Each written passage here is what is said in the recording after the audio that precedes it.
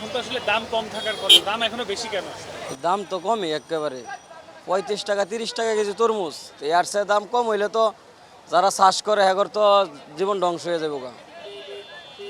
এর চেয়ে কেজি এর চেয়ে 30 টাকা 35 টাকা কেজি যদি তরমুজ না খাইতে রে তে এর চেয়ে কম রেডি আইলে যারা চাষ করে তরমুজ হ্যাগর জীবন ধ্বংস হইব।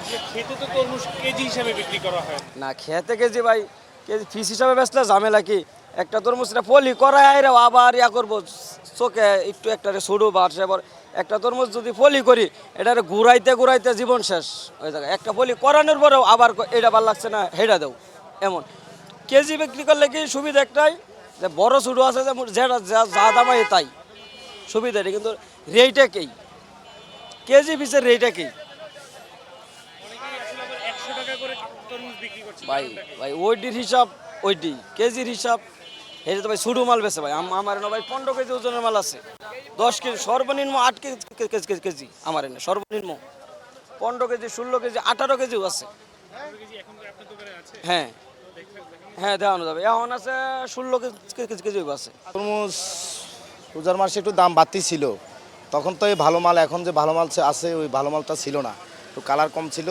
তারপরেও মোটামুটি এর দাম 70-80 টাকা 90 টাকা 100 টাকা কেজি ছিল। এখন বর্তমানে দাম অনেক কমে গেছে, কিন্তু ভালো ভালো, কিন্তু কাস্টমার তো এমন নাই। এখন অনেক মাল ঘাটতি গেছে, মালে লস, আবার যে ট্রলার করে আনতেছে মাল, লোড আনলোডও সমস্যা হইতেছে, গাড়ি ভাড়ায় আর ইয়াতে খরচ অনেক টাকা, পোষে না, কৃষকের তেমন পয়সাটা পায় না। আর যদি আমরা মাল লইয়া মনে করেন বিপদে, বেচা কিনা নাই, খুব খারাপ অবস্থা, এটা আর কি। অনেকেই তো আসলে তরমুজ পানিতে ফেলে দিচ্ছে। ফেলে দিচ্ছে, যখন বেচতে পারেন না, পাইকার নাই, আবার ইন্দি কিটা নাই। আমরা যে আমি মাল যে বিক্রি করবো, যে এখানে তো কাস্টমার খুব কম, এই জন্য আর কি মাল তো বেশি দিন রাখা যায় না, যে গরম পরের মাল 2-3 দিন হলে তো মালগুলা ভিতরে ডেড হয়ে যায়, গরমে পাইকা যায় বেশি, এই জন্য আর কি কৃষকের দাম পাইতেছে না। এবার আসলে কেমন লস হলো?